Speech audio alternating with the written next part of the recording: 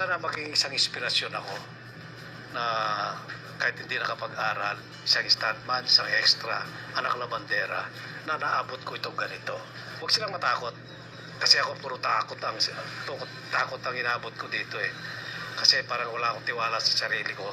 Isang aral dito na dahil di ako nakapag-aral, lagi ako inaapi pagdating sa edukasyon.